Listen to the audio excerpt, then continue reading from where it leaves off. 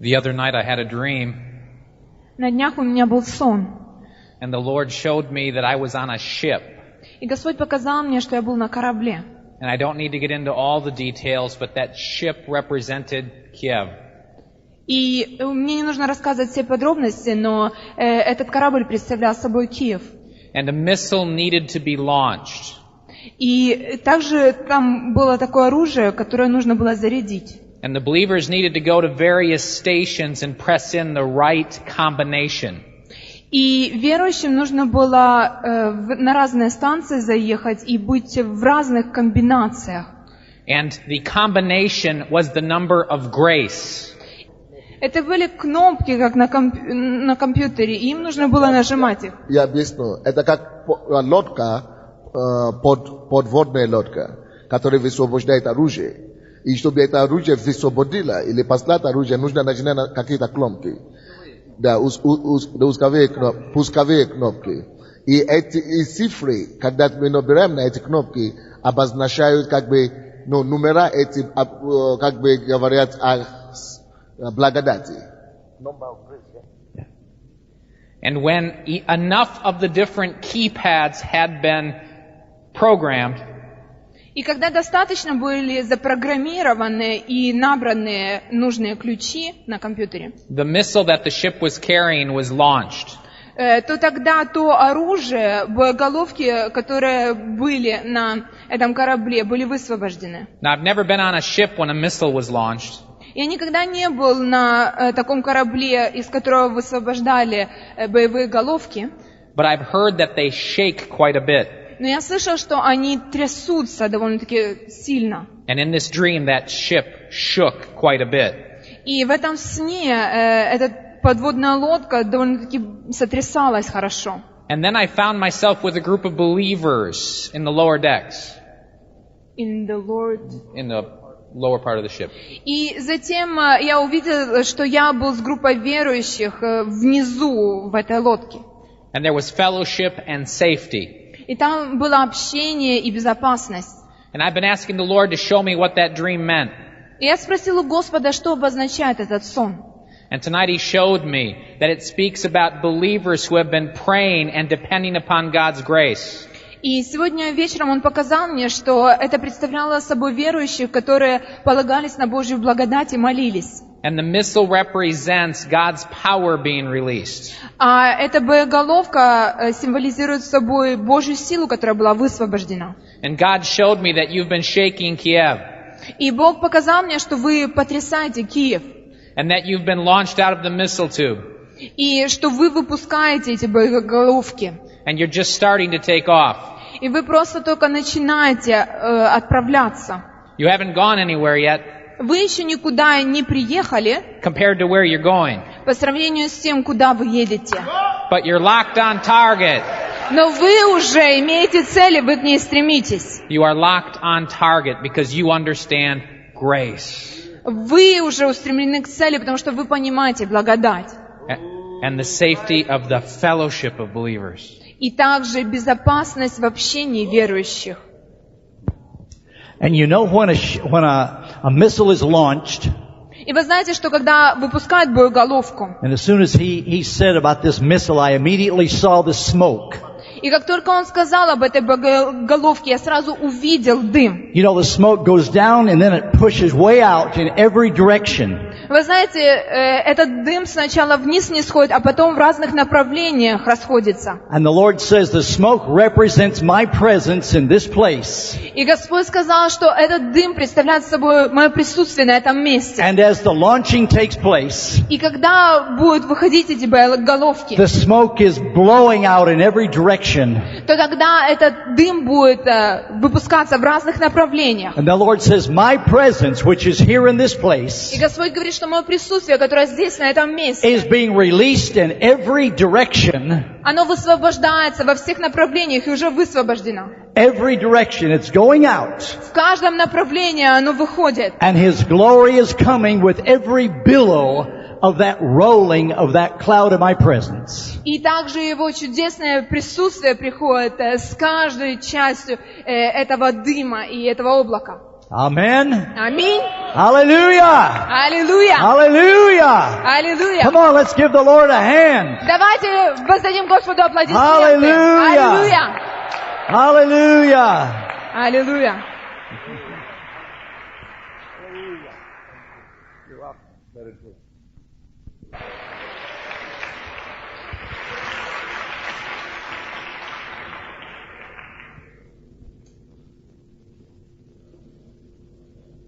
Так, расскажите мне, пожалуйста, какие 5 причин, почему люди не достигают успеха в жизни и не осуществляют свое призвание, которое мы смотрели вчера? Какие эти 5 причин? Назовите по одному. Первая какая?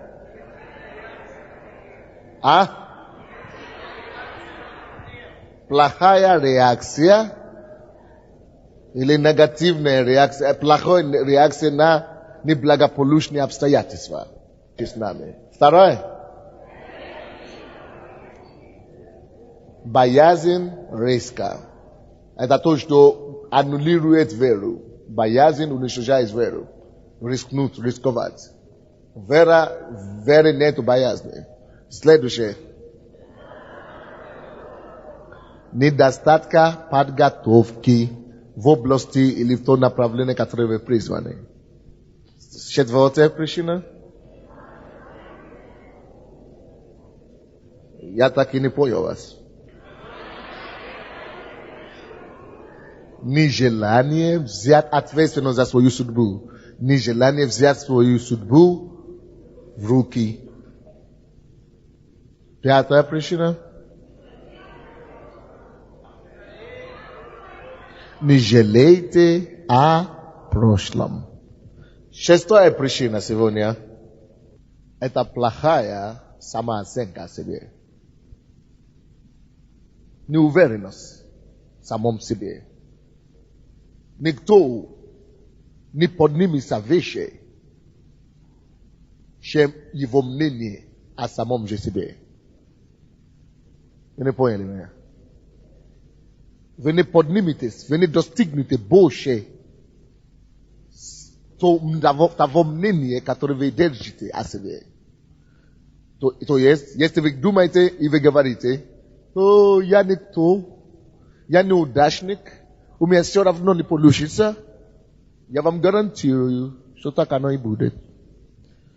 Кто со мной согласен, что если Бог говорит вам делать что-то, то вы можете. Давайте скажем, я состоюсь. Я исполню волю Божию на свою жизнь. Я не подведу Бога. Потому что Он уже все вложил в меня. То, что мне нужно, чтобы быть, кем я должен быть. Самооценка. Кто-нибудь когда-то читал Евангелие? Евангелие от Луки, от Матфея, от Иоанна? Кто-нибудь читал? Конечно, да? То у Иисуса вовсе не было этой проблемы. Я и отец одно.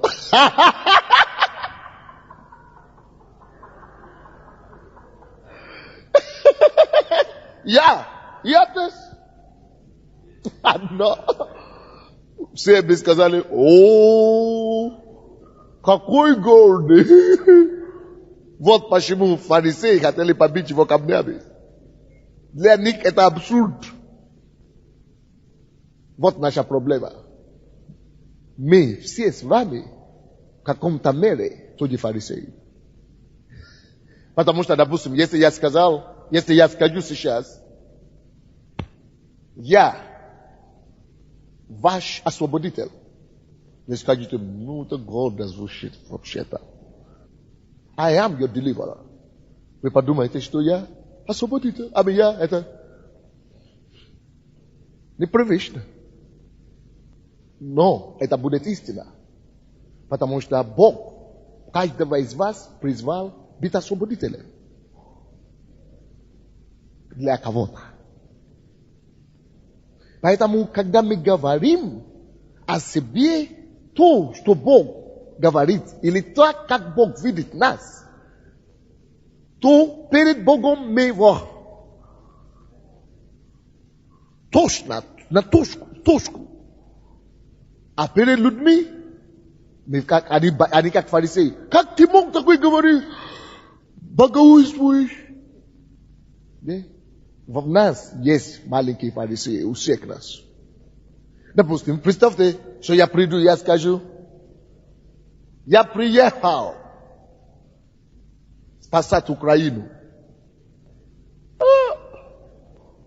Но на самом деле, перед Богом, для этого Он меня послал.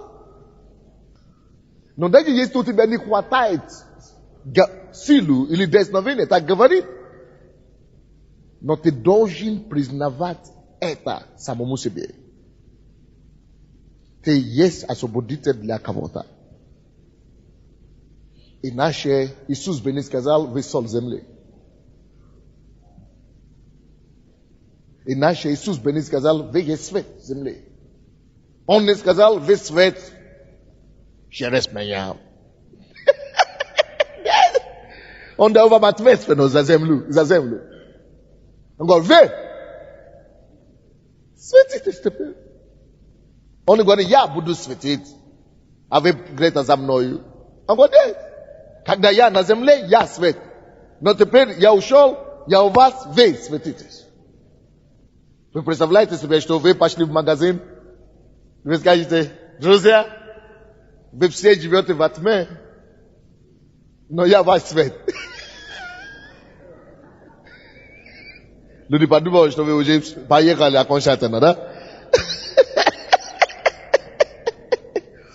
Но на самом деле, перед Богом, это истина. Если это истина перед Богом, вы должны быть достаточно зрелыми, чтобы для себя признавать, что это истина. Вот только тогда вы сможете кому-то помочь в этой жизни. Признавайтесь в том, кто вы есть. Признавайтесь в том, кого Бог поставил вас. Имейте Божье мнение о себе. Допустим,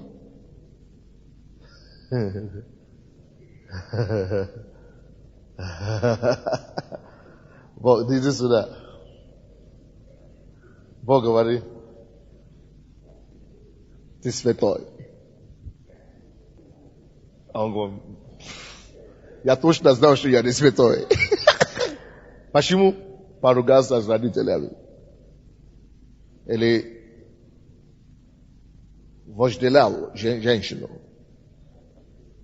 Грешен. Я не совершенный. Он действительно все это сделал. На самом деле, это правда.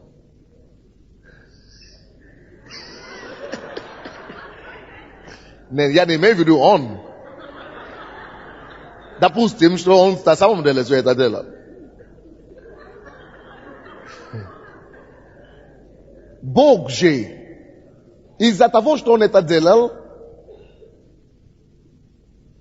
Бог же не говорит, я изменяю свое мнение. А ты уже не святой, ты уже грешник. Бог так не говорит. Бог продолжает его назвать святым. Он говорит, ты все равно святой. Ты все равно святой. Ты все равно праведник. Пока ты мой сын, пока ты приходишь каяться, ты все равно праведник. То есть Бог видит его несовершенность. Смотрит, вернее, на его несовершенность. Бог смотрит на его несовершенность, но видит в нем святость, совершенство, которое он уже заложил в нем. Он видит совершенность и святость Иисуса, который в нем живет.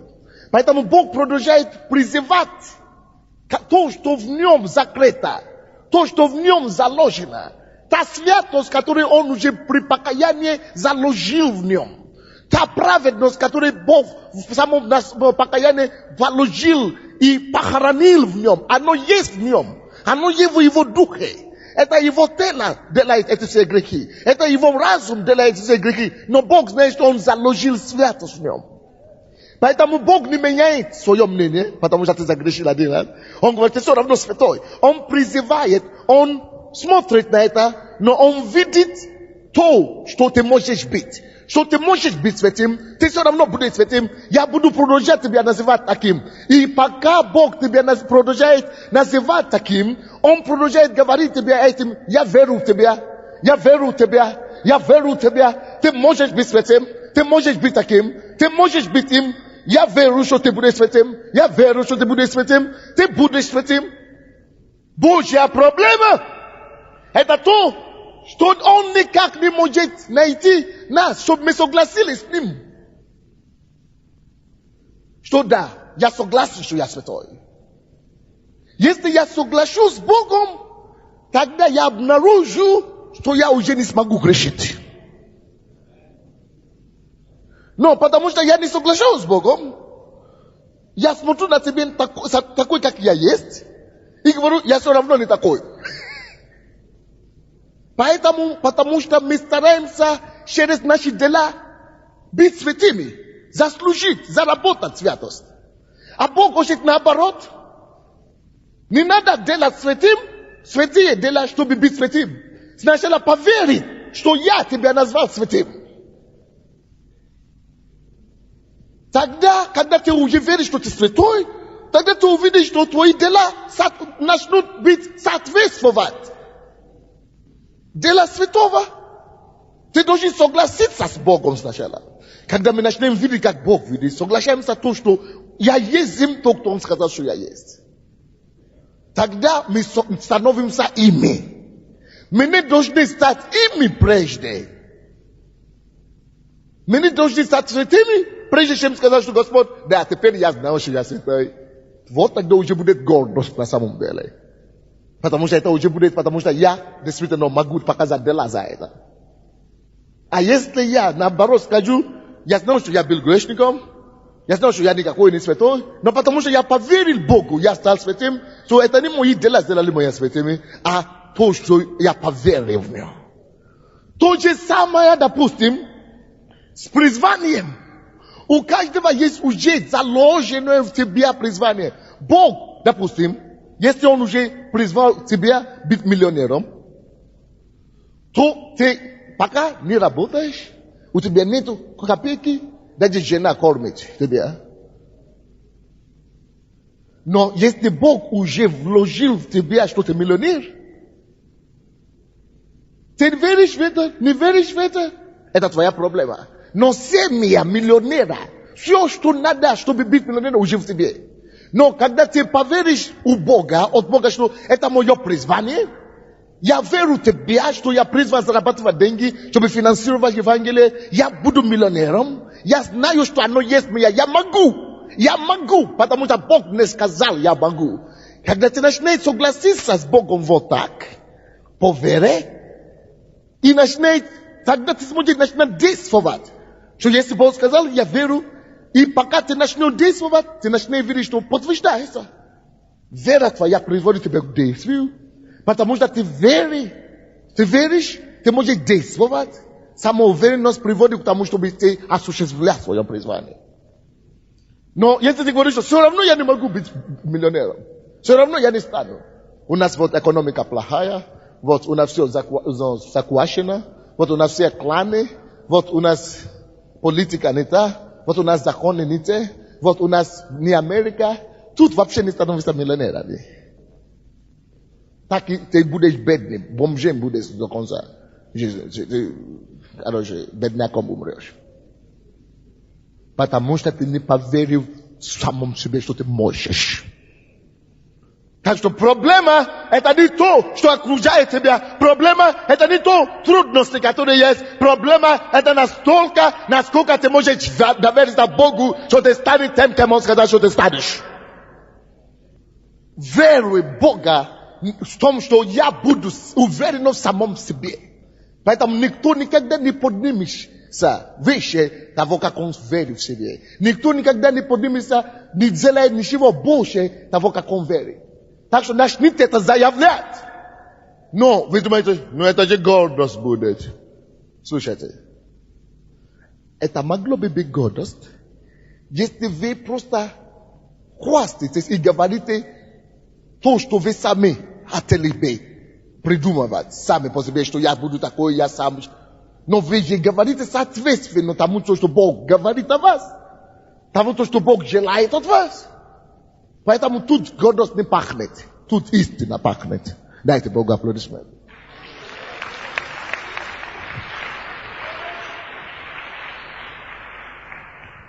Допустим, Евангелие от Иоанна 5:19. На это Иисус сказал: истинно, истинно говорю вам, сын ничего не может творить сам от себя, если не увидит Отца Творящего. Ибо что творит он, то и сын творит также. Разве это не класс? 26 стих. Ибо как Отец имеет жизнь в самом себе, так и Сыну дал иметь жизнь в самом себе. 27 стих. И дал ему власть производить и суд, потому что он есть Сын человеческий. Иисус говорил с самоуверенности. Я есть им. Евангелие от Иоанна 14:6. Вот я есть истина. Я есть жизнь. Я есть путь. Нету скромности. Ложной скромности. Может быть, я не знаю, может быть, я не знаю. Брось это дело. Брось это дело. Скажите, я согласен с Богом. Все, что Он сказал, что я буду, все, что Он говорит, что я есть, мне не стыдно исповедовать это. Мне не стыдно, что я есть им таким. Потому что в этом ключ тому, чтобы помочь моему поколению. Аминь. Второе, следующее, 7 получается, если учитывать вчерашнее. То есть вы не подниметесь, первое то, что мы говорили, шестое то, что мы говорили, вы не подниметесь больше самооценка о себе. Второе, похоже на это другое. Многие не могут отличаться в жизни, потому что они человека-угодники. Вы понимаете, что это значит? Мемплисос. Вы угождаете людей. Вы любите писеваться. В обществе писеваться. Компании. Чтобы не быть белевараной. Вы хотите жить свою жизнь с согласием, с галочкой от других. Вот я не могу танцевать, прыгнуть, потому что обо мне подумают? Я же такая дама. Вот такая дама. Попадешь на небес, поймешь, что дама там не пригодится. Правильно?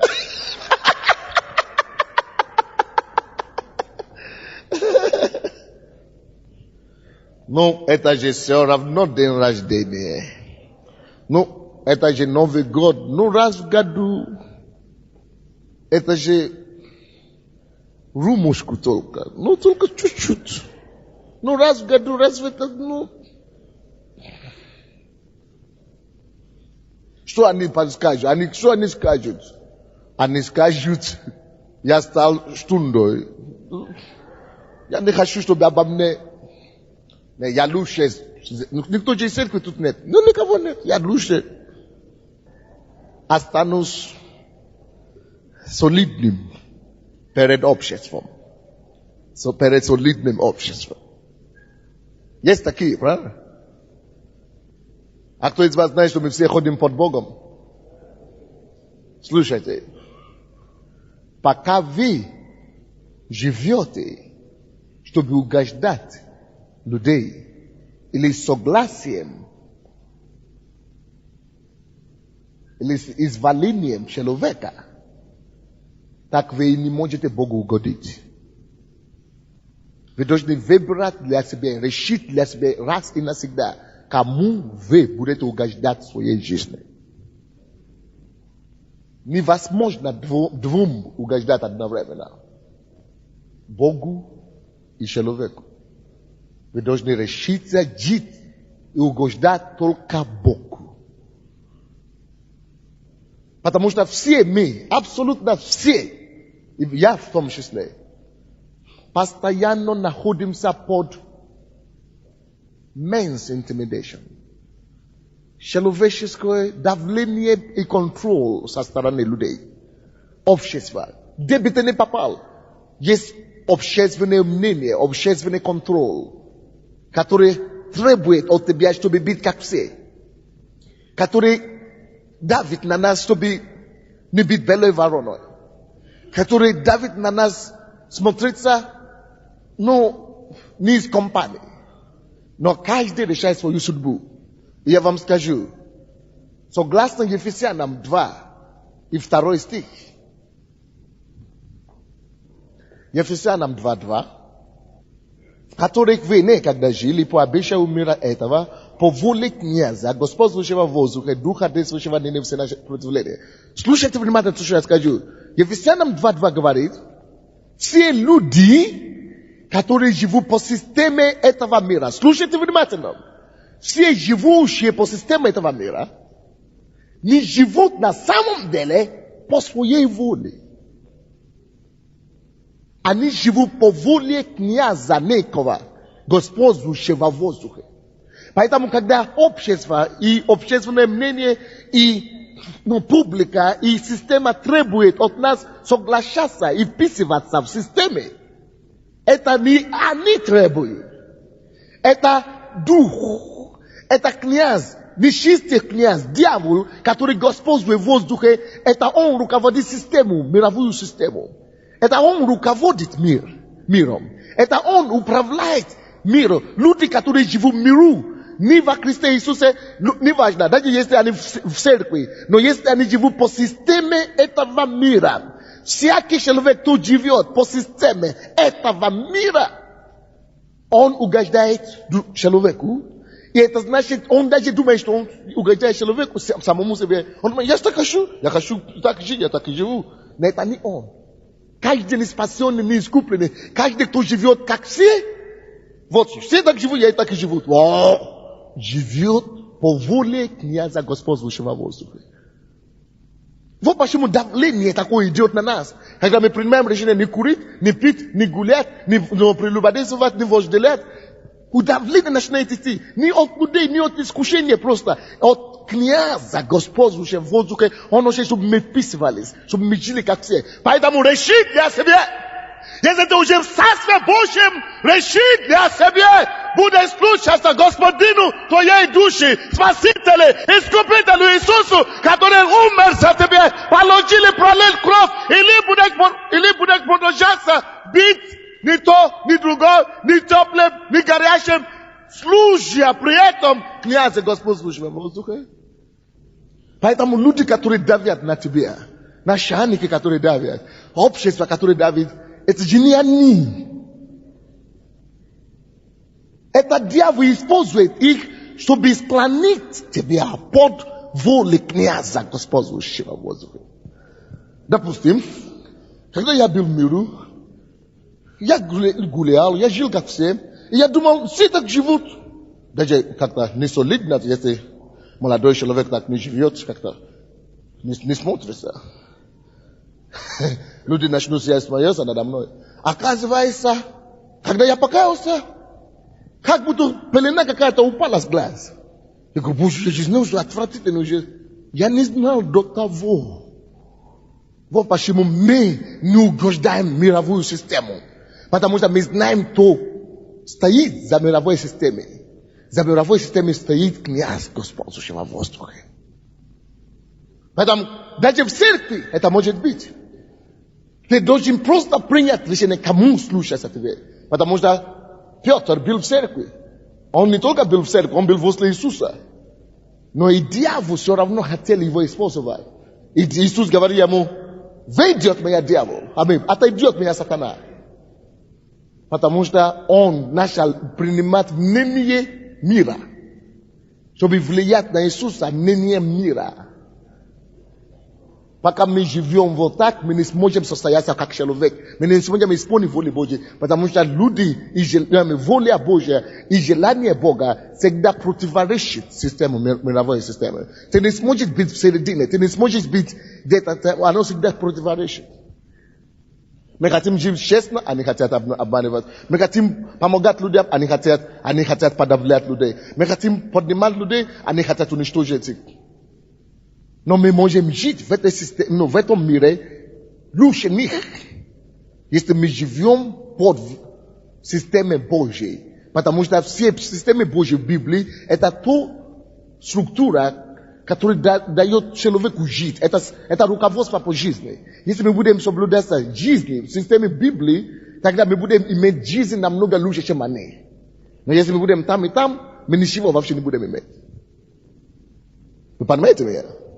Так что примите решение, кому вам слушаться в жизни.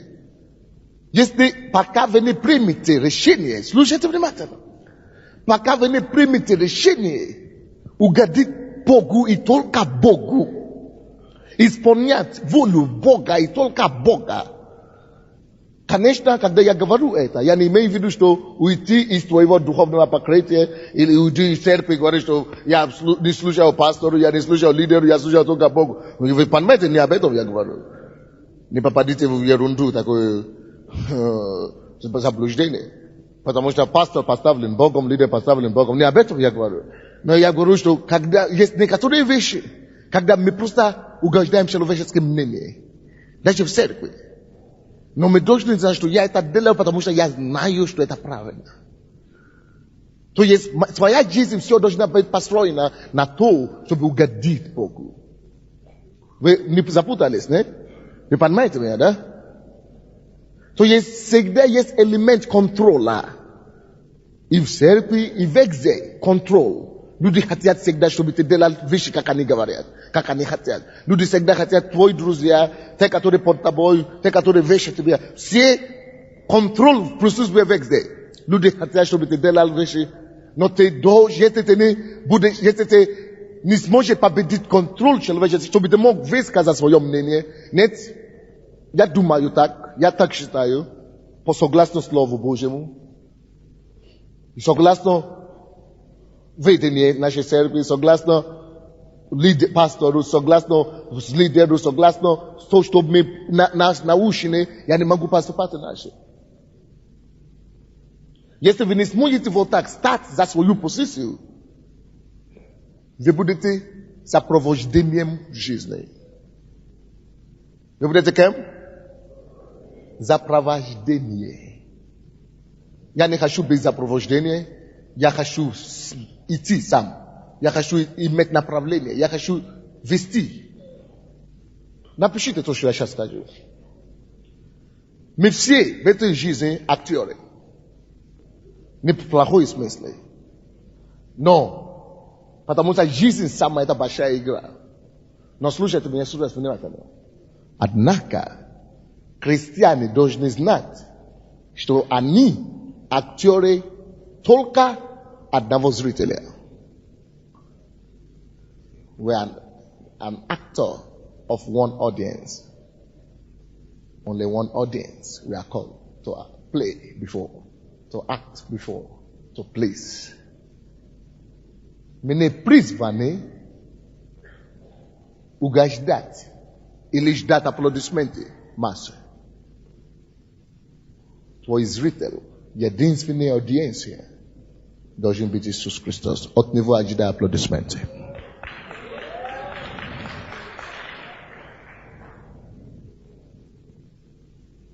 Твоя жизнь должна быть вот так настроена. Что я актер одной аудиенции. Я актер одного зрителя. Я прежде всего Богу угодник. Я не человека угодник. То есть самостоятельное решение. Самостоятельная принципиальная позиция.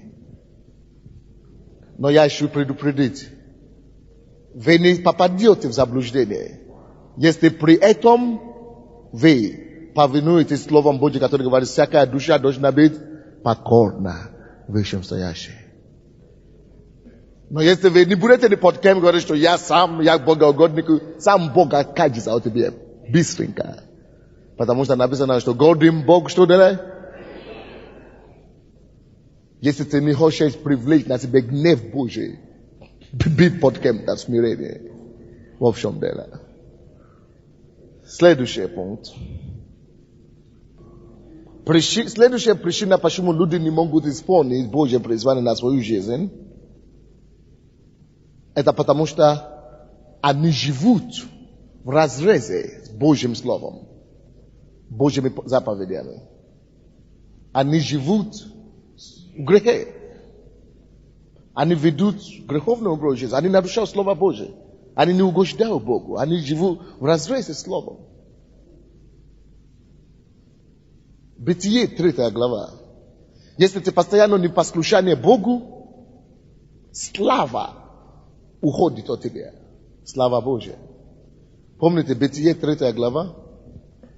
Они, Бытие 3 глава, падение человека, падение Адама и Ева. Бог призвал их. Вы знаете, что делать? Согласно 1 глава Бытие 26 стих, Бог призвал человека, Адама и Еву, господствовать над землей. Владычествовать и руководить землей. И все то, что есть на земле.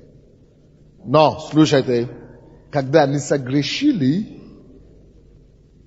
они не только потеряли силу руководить мир, господствовать.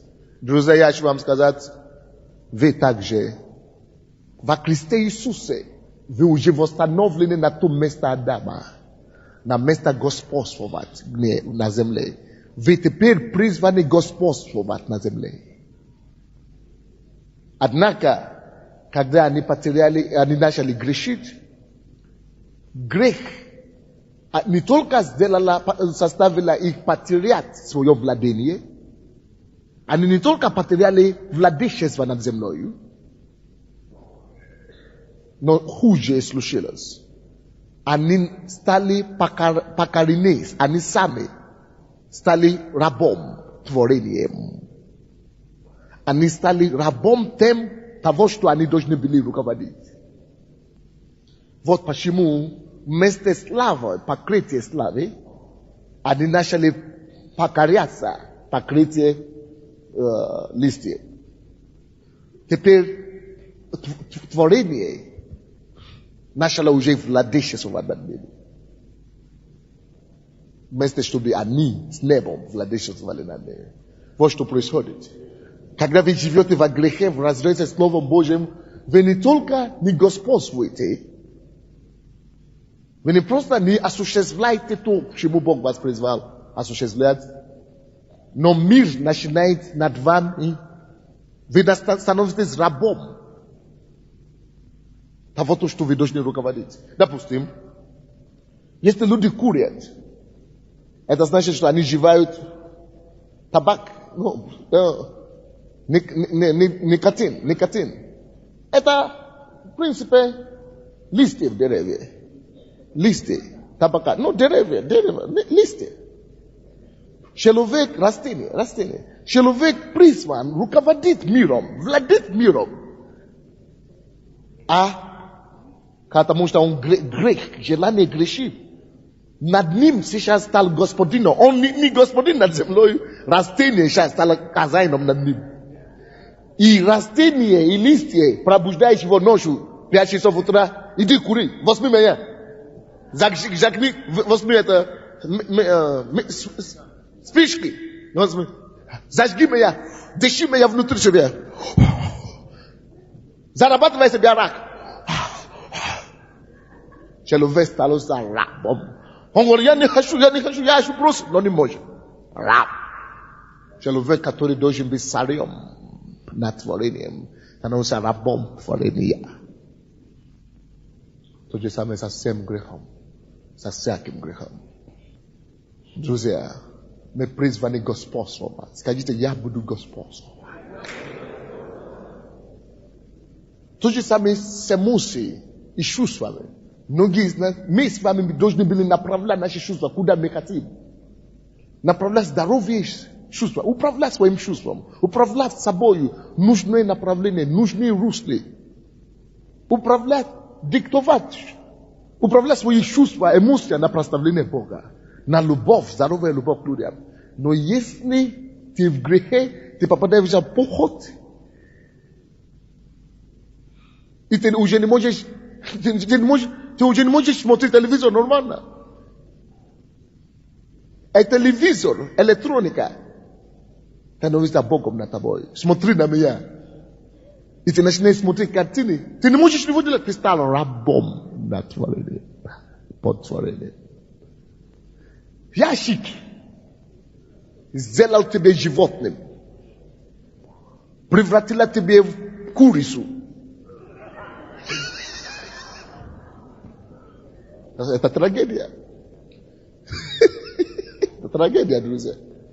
Ящик, который у тебя дома, выбрось это ящик, если ты не можешь освободиться от него. Это проблема. Это проблема. Грех, оно плохая вещь. Она делает тебя рабом, она связывает тебя руками и ногами. И ты становишься как связанный медведь. Когда медведь на воле, он сильный, он король, он господин. Но когда его в клетке, он просто будет делать. Вот. Когда мы подчиняемся греху, мы не господствуем, мы не контролируем себя. Поймите сюда, смотрите сюда. Самый большой менеджмент, система управления, который есть в этом мире, это управление своей эмоцией. Вот это управление, если вы станете экспертом в этой системе менеджмента, вы будете контролировать мир. Где это написано вчера? Вы не помните? Пришли больше завоеватели города. Контролировать себя сильнее, чем завоевать города, чем построить миллионы церков. Самые лучшие, самые сильные системы, победу, которую ты можешь ожидать. Притча 16:32. Самую большую победу, которую ты можешь ожидать и одержать в жизни твоей, это одержать победу над самим собой. Напишите это. Это самая большая твоя победа. Самая большая структура управления, которая может быть у тебя в жизни, это научиться управлять своими чувствами. Если ты это сделаешь правильно, если ты сможешь контролировать твои чувства, чтобы любить правильно, ты будешь успешным. Но если ты не сможешь контролировать твои чувства, у тебя гнев идет в сердце, и ты начинаешь кричать на все, и гневаться и так далее. Ты разрушаешь, твое чувство разрушает твое призвание. Гнев. Если ты, Бог говорит, что люби всех, и ты будешь всех любить, у тебя будет пощет.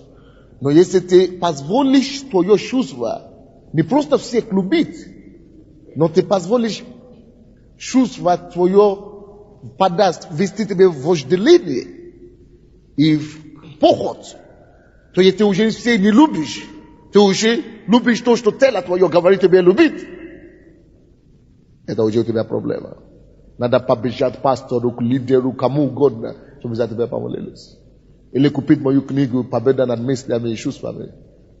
Надо войти по 100 угодно, пока ты не начнешь владеть собой опять. Надо бороться, надо объявить войну, надо что угодно делать, чтобы это остановить. Чтобы твой мотив, твои чувства могли быть уравновешены. Вот тогда ты будешь на самом деле не только завоеватель города, но ты будешь больше завоеватель города. Отметьте это себе на всякий случай.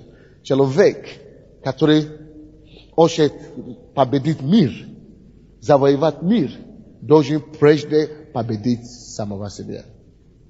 Не потому, что ты не сможешь победить. Ты можешь победить, если ты даже не победишь самого себя, мир. Но проблема в том, что если ты победишь мир, и ты еще не успел победить себя, потом дьявол тебя выставит на показ. То есть отпомни Самсон.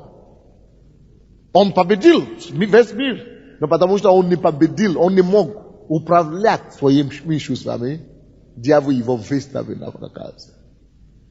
Вот почему тот, который может управлять самим собой, сильнее завоевателей города. Хотя вы не должны попасть в крайность, потому что есть другие люди, которые падают в крайность. Вот я сначала буду совершенным, я сначала стану святым, ты никогда не станешь святым таким образом. Это все делается параллельно. Как я говорю, ты завоевай город и завоевай себе постоянно. Завоевать себе, это не то, что нужно делать раз навсегда. Раз, я достиг это и все. Не. Павел говорит, 1 Коринфянам, 9 глава, 27 стих, что он каждый день умирал, порабощал себя. Каждый день. То есть, это параллельно надо это делать. Надо брать контроль над собой параллельно, каждый день. Надо контролировать свое чувство каждый день. Надо владеть собой каждый день. Надо работать над собой каждый день. Надо молиться Богу, чтобы Он тебе помогал каждый день. Надо запрещать дьявола каждый день. То есть, это каждый день нужно это делать. Это процесс жизни. Если ты скажешь, что вот теперь я завоевал себе, у меня теперь нет искушения, поэтому я пойду воевать мир, это ложь. У тебя должно быть искушение. Хочешь, не хочешь. Ты живешь на земле. Пока ты живешь на земле, у тебя будет искушение. Искушение это норма. Грех это анормальность. Не норма. Потому что ты искушаемый не обозначает, что ты должен грешить. Если Иисус был искушаемый, разве ты лучше, чем Иисуса? Так что не об искушении мы говорим. Искушение будет для всех. И многие у нас, не только искушение будет, многие из вас, вы будете падать. Иногда, может быть, ошибаться. Но не в этом проблема. Слушайте сюда. Все, кто стал великим на земле, когда-то падал. И ошибался. Все. Но великими они стали не потому, что они падали, а потому, что они встали. Аплодируйте Богу.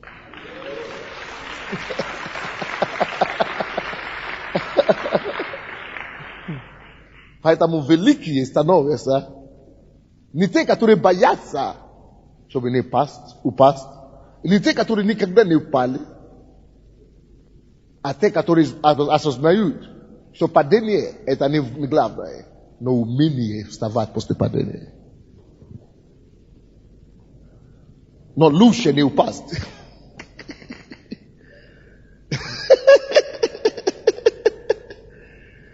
Поэтому мы говорим об этом, чтобы научиться себя управлять.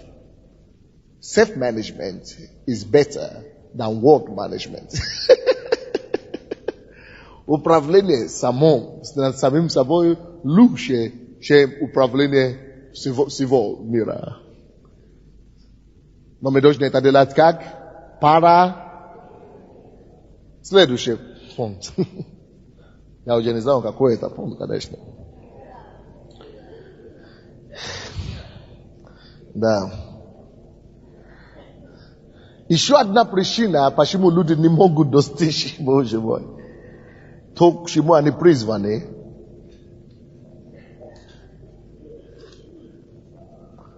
и одна причина еще, почему люди не могут достичь то, к чему они призваны, это procrastination. Как это по-русски?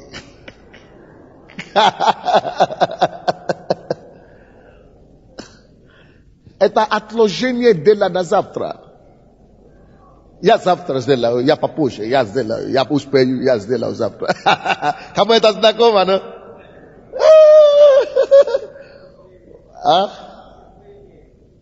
Nie swoją bliska, no a teraz byś to by atložit. Именно это слово есть отложить. То есть не только медлительность.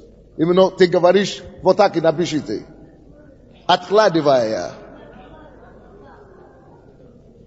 Да. Не откладывай назад, делай сегодня. Не откладывай на завтра, делай сегодня. Это самая большая проблема. Вот почему я лично очень имею большие требования. Кто заметил? Я имею очень большие требования, очень серьезные, жесткие требования. Допустим, я сказал пасторам, если вы не наберете свою 1000, или сколько надо набрать? 140 месяцев, следующий месяц. 1728. Если каждый 12 не наберет свои 12, до конца апреля я выставлю все опять. Не просто выставлю все, я буду их всех исключать из духовного совета. Кто не успеет. Сегодня на четверг я не говорил об этом, потому что я не хотел выставить перед гостями. Следующий четверг будет разговор на чистоту. Если мы с вами договорились на какой-то срок, надо делать. Хоть умереть. Хоть не журить на Крещатике. Хоть евангелизирует с утра до вечера. Так что не подводите ваши пастырей к апрелю. Наберите свои 12. Короче, не об этом, забудь об этом. Это попозже, это между нами. Да. Это семейное дело. Пока что я говорю просто о факте такой. Что если ты уже принимаешь решение делать что-то на какое-то время, не откладывай на завтра. Я это ненавижу. Это твой враг. Тебе тоже не надо возненавидеть это. Это обычай, это культура, это плохая культура. Это плохой дисциплина, это без дисциплины, это отсутствие дисциплины. Вы знаете, почему это важно? Потому что Екклесиаст 3:1 говорит, что для всякого дела свое время. Так что если есть время всему свое время, если есть время для всякого дела, это значит, что если на это время, на которое это дело должно было сделано, ты это не сделал, ты пропустил. Потому что другое время приходит, надо другое дело делать. В другое время, которое приходит. Всему свое время. Так что всякой проекте, всякому делу, который ты уже, Бог тебе дал время делать, надо успевать делать во время. Не говори завтра. Если Бог говорит сегодня, не говори завтра. Если Бог говорит завтра, не говори сегодня. Но сейчас мы говорим о том, что если Бог говорит сегодня, не говори завтра. Не откладывай то, что нужно делать на сегодня, на завтра. Это так мы говорили, да? Не откладывай на завтра то, что нужно сделать сегодня. Давайте посмотрим Екклесиаст 11. 11:4. Кто наблюдает ветер, тому не сеет. И кто смотрит на облако, тому не жать. То я не смотрел, у меня никто не кается, никто не пришел ко мне, у меня никого набирает, не получилось. Кто смотрит на обстоятельства, на облако, на погода, погода не та, дождь пошел сегодня, снег пошел. Тот не посеет и не почнет. Если надо, значит надо. Что я сказал? Тоже так жить. Вот, половина только поднимает руку. Видите. Некоторые вообще не хотят вот так жить. Вот, менталитет. Я хочу так жить. Если надо меняться, я изменюсь. Бог поможет мне. Люди, которые достигают успеха в жизни, высоты в жизни, они вот так живут. Они обязательные люди. Кажется, я буду обязательный человек.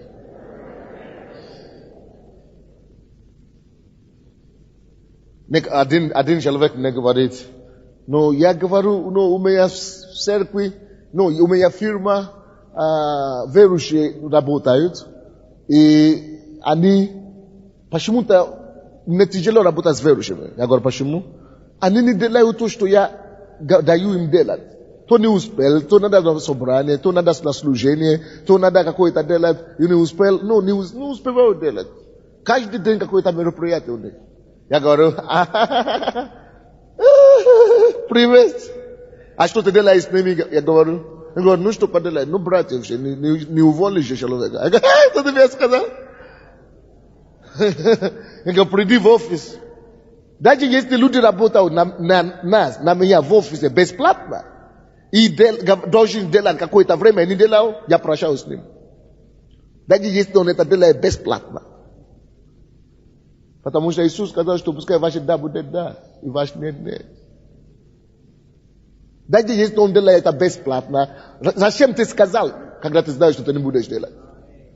Зачем ты сказал, когда ты сказал, что ты не будешь делать? Иди гуляй. Иди гуляй. Тем более, когда ты работаешь,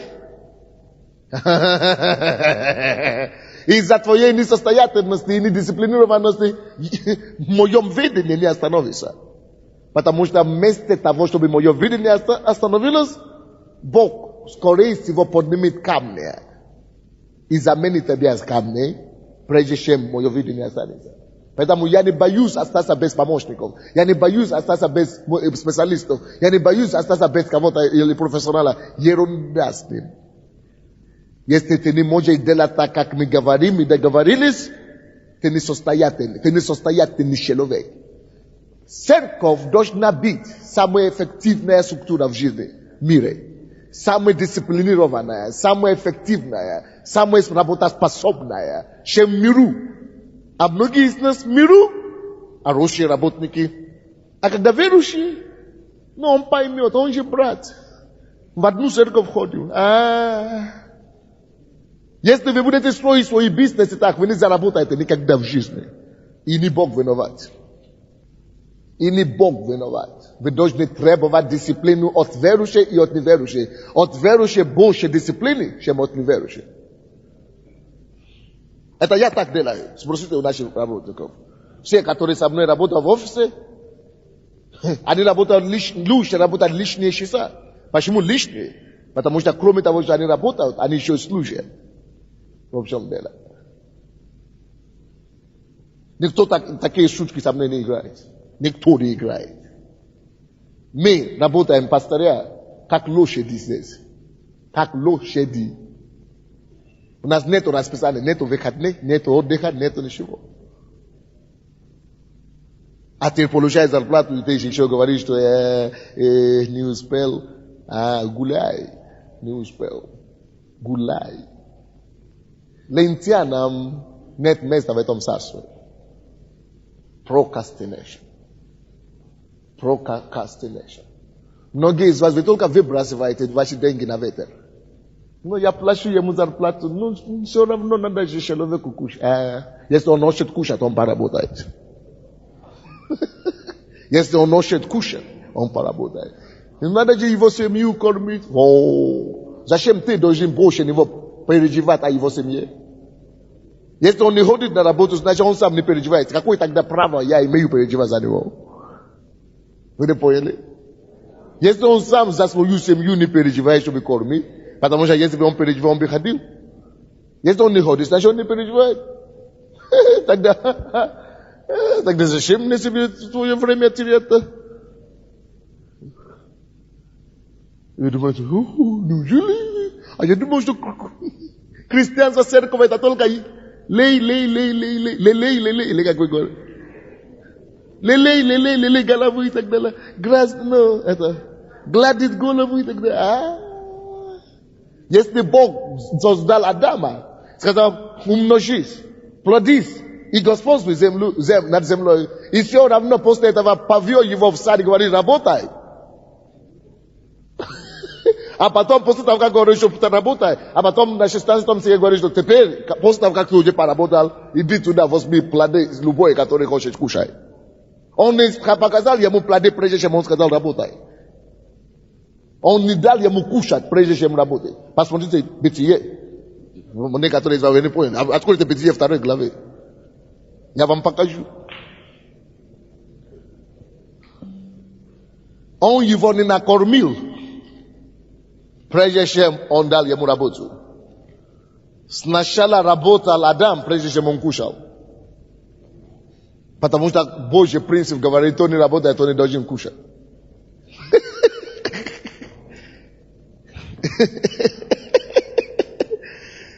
Первая глава Бытие, 28 стих говорит. И благословил их Бог, и сказал им Бог, плодитесь и размножайтесь, и наполните землю, и обладайте ею, и владычествуйте над рыбами морскими, и над птицами небесными, и над всяким животным, призмыкающим на земле. Так, Бог благословил его. Он говорит, что плодись, владычествуй, умножайся, размножайся. Алло? Если у кого-то есть повод и объяснение сказать, мне не надо работать, то это у Адама. Уважительная причина была бы у него. Потому что Бог-то его благословил.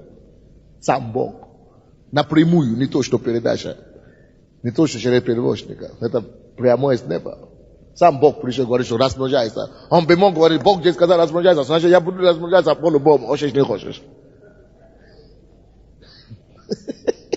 Но чтобы у него была правильный менталитет, после того, как Бог его уже благословил, что размножается, Бог берет его, 15 стих, 2 глава Бытие.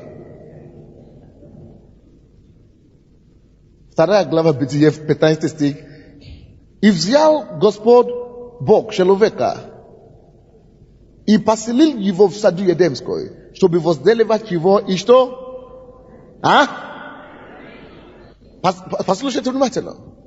Послушайте внимательно.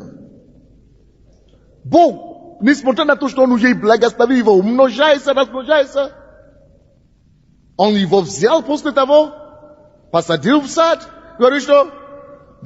Дружок, копай. Копай землю. Выкопай. Возделывай, говорю. Работай.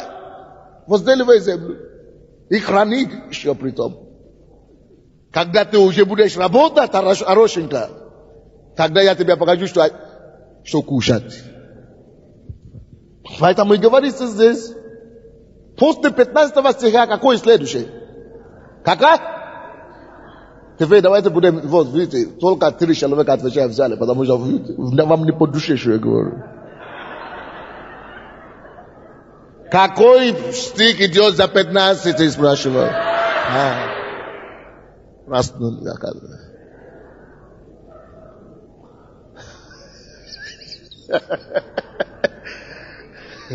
16 стих, давайте посмотрим. И заповедал Господь Бог человеку, говоря, от всякого дерева в саду ты будешь есть. Все, точка. От всякого дерева в саду ты теперь можешь есть. После какого стиха пошел этот стих? После 15-го. А что в 15-м он должен делать? Значит, работай прежде чем. Простая арифметика. Простая чего? You must work. In verse 15. Before you could eat. In verse 16. Это наша проблема. Мы не хотим работать. Поэтому отложение дела, но потом нету места для лени в этом царстве. Нету места для безработицы, лени, нет места для них. Он не мог кушать, пока он не покушает, он не поработает. Несмотря на то, что сам Бог его благословил. Бог, потому что он ты благословлен Богом, это как раз и служит причиной, почему ты и должен больше всех работать. Скажите, потому что я благословлен Богом, поэтому я должен работать больше всех, чтобы оправдать это благословение, чтобы высвободить наружу из духовного мира и это благословение материальное. Давайте скажем, труд – это то, что превращает духовное благословение на материальное физическое проявление. Вы можете это писать. То есть труд и работа были заповеданы Богом, чтобы мы могли то благословение, то потенциал, та способность, та богатство, которое Он, когда Он благословляет нас, дает нам духовно, чтобы мы могли обнаружить их и привести их в физические проявления. Вот почему верующие должны быть более трудолюбивее, чем все остальные. Поэтому нету места ни для лени для нас, и нету места для безделия и и лени. Это дошло, не? Или плохо доходит, не? Дошло или не? Следующий пункт. Еще у меня просто, вот, этот пункт, еще 2 пункта будет. То есть 3 всего лишь остается. Алло, вы слышите меня, не? Следующая причина, почему люди часто не состоятся в жизни, это из-за отсутствия фокуса. Фокус. Сфокусированности. Фокус, да? Сфокусированности. То есть посвящение цели. Посвящение определенной цели. Дьявол каждый день трудится на то, чтобы отвлекать нас в сторону, в том или ином мере. Каждый день трудится, потому что если он знает, что у тебя есть цель в жизни, он начинает делать много вещей вокруг тебя, чтобы отвлекать тебя от поставленной задачи. Вы должны это знать. Вам нужно поэтому определить ваши приоритеты в жизни и смотреть, что не способствует этим приоритетам, что не способствует этим целям. Послушайте внимательно и напишите. Все, что не способствует, что не помогает твоей цели в жизни, она убавляет тебя. Она тянет тебя назад. Всякое обстоятельство, всякие разговоры, всякие компании, всякие дружба, всякие отношения, что тебя не проталкивает вперед, она тащит тебя назад. Any relationship, anything that does not enhance your movement, help your movement to your goal, is hindering it. Так что все эти ваши компании, вы должны решать. Либо вы кому-то даете и благословляете кого-то, и назидаете кого-то, либо они вас назидают. Но если ни в то, ни в другой, не теряйте время. Ничто? Не теряйте время.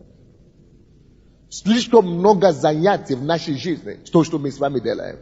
Какие-то фильмы, сериалы смотреть, Мария плачет и какой-то. Пускай плачет. Я буду смеяться. Или что там, богатый плачет, или что там пишет. А Мария что делает? Богатый плачет, а Мария что? Безмолвно. Безмолвно. Просто Мария. Зачем тебе тихая роза? Просто Мария. Это же не способствует твоим призваниям, твоей цели в жизни.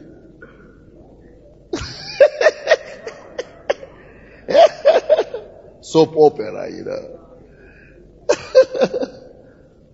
Если она способна, пожалуйста, смотри. Но если она не смотрит, конечно, я не отрицаю, что есть время для отдыха, чтобы отвлечься чуть-чуть и так далее. Я тоже смотрю телевизор, но надо смотреть, на что смотреть. Можно отвлечься на разные вещи, на разные занятия и так далее. Есть время для отдыха. Но поймите принцип того, что я говорю. Это должен быть отдых, который помогает тебе двигаться тоже вперед. Допустим, самый лучший отдых для меня – это находиться просто в семье. Просто сидеть дома. Самый лучший отдых. Просто находиться вокруг жены и детей. Это для меня самый лучший отдых. Я приезжаю с офиса. Я уже сижу в машине и уже креплю. Не засыпаю. Креплю. Краплю.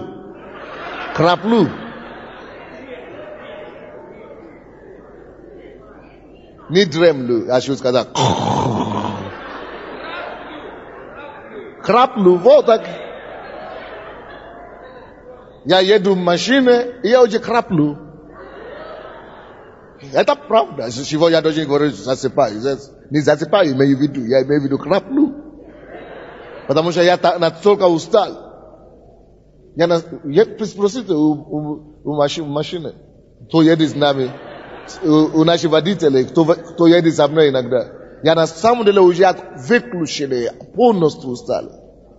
Я думаю, сейчас я еле-еле даже сниму печать. Но как только я попадаю в дом, я вижу жену и ребенка. Я не сплю еще последующие 3 часа или 4 часа. Это лучший отдых для меня. Поэтому вы должны выяснить для себя. Вы должны выяснить, чем вам развлекаться и чем вам отдохнуть. Простая Мария или богатая плащу. Или вещи другие, которые будут способствовать вашей жизни.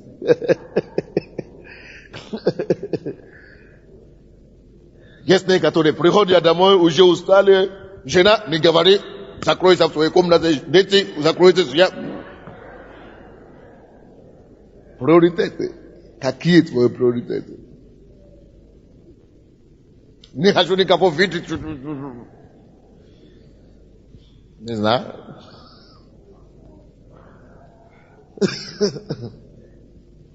Короче, что я хочу сказать? Слишком много отвлечения у сатаны для нас. Дьявол хочет отвлекать нас от цели. Дьявол слишком много чего устраивает, чтобы отвлекать нас в сторону от нашего призвания. Не позвольте ему. Фокусируйтесь на свое видение. Выясните свои приоритеты, свои цели в жизни. И позволяйте себе делать только то, что способствует этим целям. Хорошо? Следующее. Предпоследнее. То, что препятствует людям осуществляться, достигать своих целей в жизни, это чувство успеха или чувство достижения или состоятельности. Всякий раз, когда ты выдыхаешь, я говорю, наконец-то я достиг.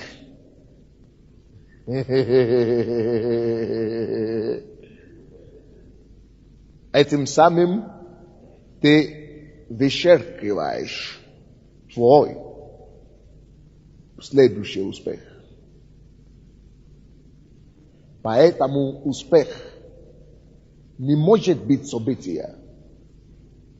Успех – это процесс.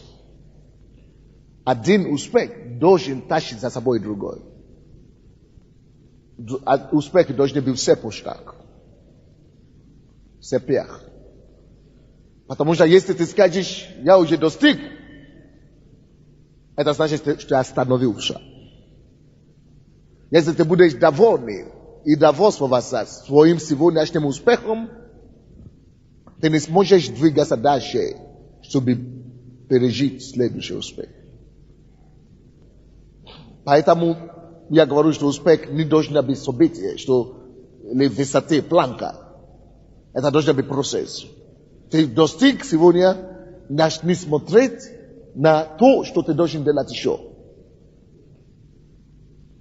Ты пришел к какой-то цели, ты достиг сегодняшней, вчерашней цели, поставь свои другой цели завтра. Вот этим самым ты сможешь реализовывать все твои заложенные внутренние потенциалы в жизни. То есть этим самым твой успех не будет временным. Потому что всякий человек, кто доволен сегодняшним успехом, тот приглашает конкурентов, чтобы они догоняли его, перегнали его. Поэтому спланируй свой успех наперед. Ставь перед собой новые задачи. И пойми, что успех – это потенциал, который не закончится, пока мы не получим венец от него. Это тогда будет наш настоящий коронный успех. Тот, кто доволен его состоянием или его достижением сегодня, тот похороняет его будущее. Тот хоронит свое будущее. Тот, кто доволен своим сегодняшним успехом, хоронит свое будущее. Последний пункт сегодня. И это последний на этой конференции, на этой учении нашей лидерской школы. К сожалению. Я вам дам следующую неделю, чтобы прослушивать все. Так? А потом на общий лидерский, через понедельник, не это понедельник, но через понедельник я принесу вам всем вопросы. Мы будем сдавать экзамены через понедельник, 6:30, на лидерский, общий лидерский здесь. А на этой неделе я вам даю шанс купить кассеты, переслушивать, конспектировать все детально, чтобы когда понедельник следующий, мы будем сдавать экзамены, мы были состоятельными. Хорошо? Последний. 12, да? 12.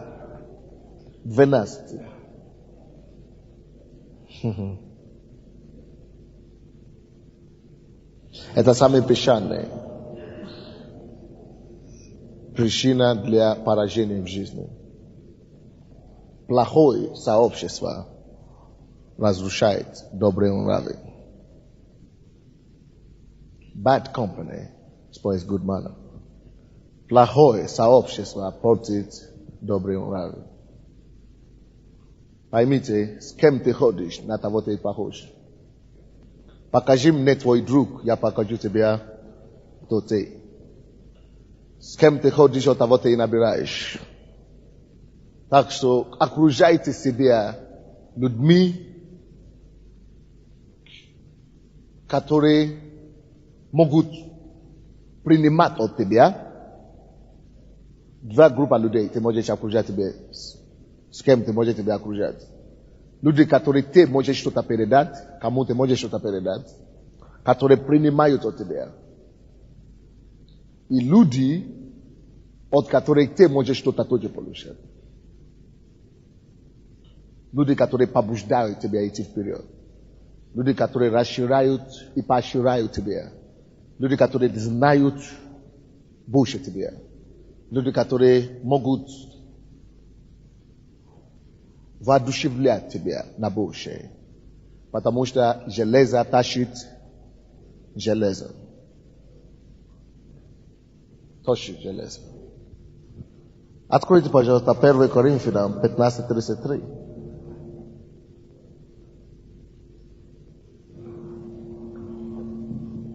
Это понятно, не то, что мы говорим. 1 Коринфянам 15:33. Здесь написано такие слова. Не обманывайтесь. Худые сообщества развращают добрые нравы. Худые сообщества, худые компании, плохая компания портит добрые нравы. Что это обозначает? Послушайте меня внимательно. Послушайте меня внимательно и пишите. Добрые нравы не исправляют худое сообщество. Good manners don't correct bad company. It is the opposite. Добрые нравы не исправляют, не меняют плохое сообщество. Так не бывает в духовном мире. Духовный закон гласит по-другому. Плохое сообщество, худые сообщества портят добрые нравы. Так что никогда не обманывай себя и говори, что ну это у меня друзья по миру. Это у меня компания такая, друзей, товарищи. Ну ничего. Они, конечно, пьют, но я с ними не буду пить. Я наоборот их привожу. Ну, я их, да, я с них. Это ерунда. Ерунда.